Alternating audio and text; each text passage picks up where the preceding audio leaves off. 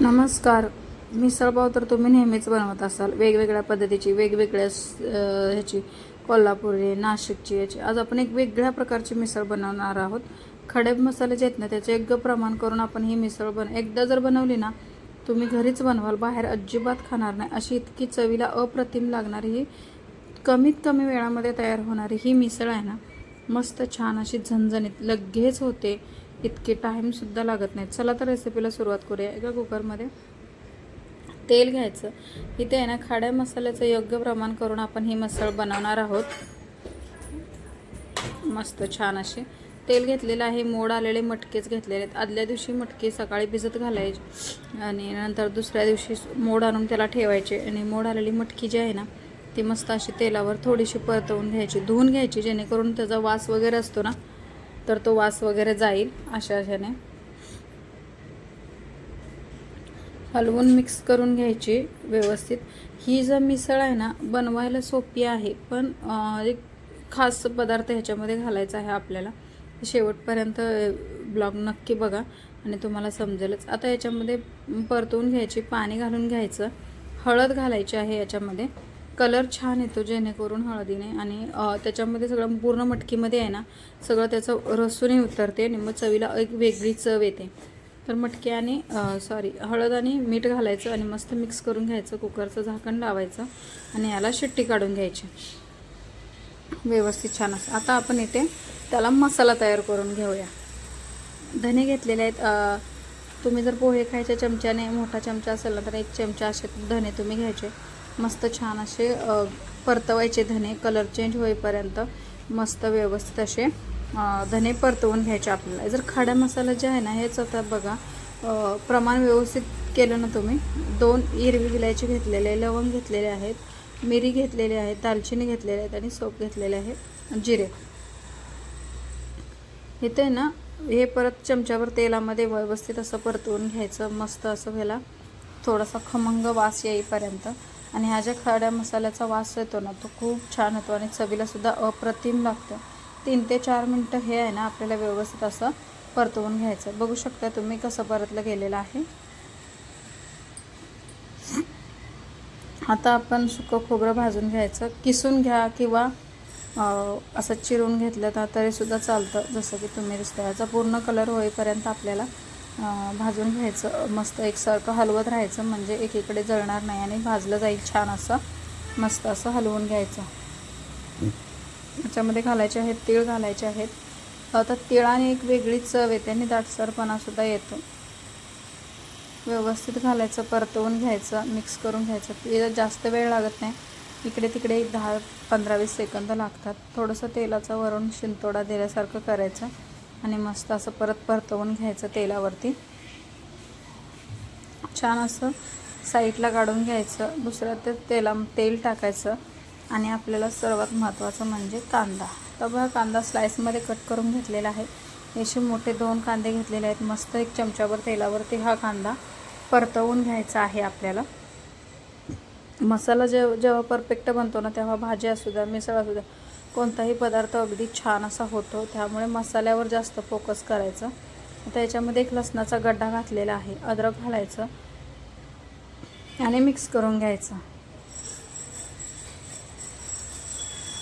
आता याच्यामध्ये आपण टोमॅटो घालून घ्यायचा. इथे 2 मोठे टोमॅटो आहेत ना, छोटे छोटे असे घालून घेतलेले आहेत. 1 मोठाचा असेल तर 1 घालू शकता तुम्ही. टोमॅटो मस्त, टोमॅटोसुद्धा पूर्ण मॅश होईपर्यंत आपल्याला इथे परतवायचं आहे. बघू शकता टोमॅटो किती आपला सॉफ्ट झालेला आहे, त्याप्रमाणे तुम्ही इथे बघू शकता. आता आपल्याला हे वाटण तयार करून घ्यायचं आहे. सगळं असं वेगवेगळं काढलेलं आहे, पण वाटत असताना तुम्ही एकत्र वाटू शकता किंवा वेगवेगळंसुद्धा ह्याचं वाटण करून घेऊ शकता. बघू शकता मस्त असे झाले. आता ह्याच्यामध्येच आपल्याला मसाला, कांदा, लसूण तो टाकायचा आहे आणि परत एकदा फिरवून घ्यायचं. खोबऱ्यांचा किससुद्धा घातलेला आहे इथे आपण, थोडासा आधीसुद्धा घातलेला होता. आता ओल्याचाच आहे हा. हे जे आहे ना, तर खूप छान होतं. पाणी घालायचं आणि मस्त छान असं परतवून घ्यायचं. बघू शकता तुम्ही, ह्याची ग्रेव्हीची कन्सिस्टन्सीसुद्धा बघू शकता.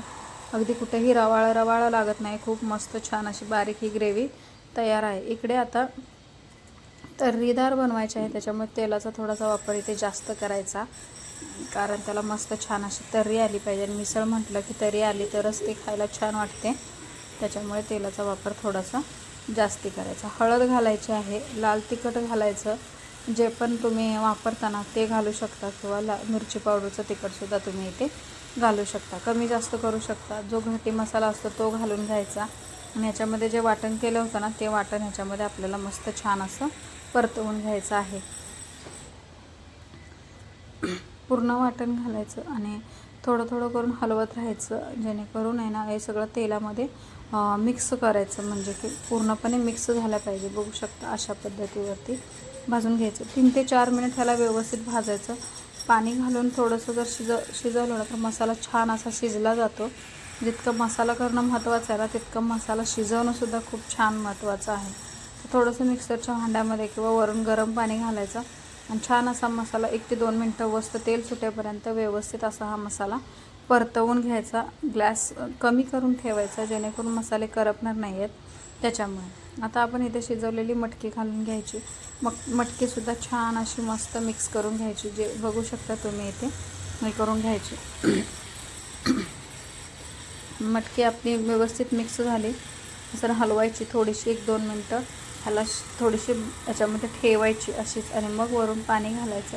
आता पाणी आहे तुम्हाला जितकं हवी आहे तितकं तुम्ही पाणी वाढवू शकता, त्यानुसार गरम पाणी घालून असं वाढवायचं. गरम पाण्याने तर्रीसुद्धा छान येते आणि उकळीसुद्धा पटकन येते, चवीलासुद्धा छान लागते.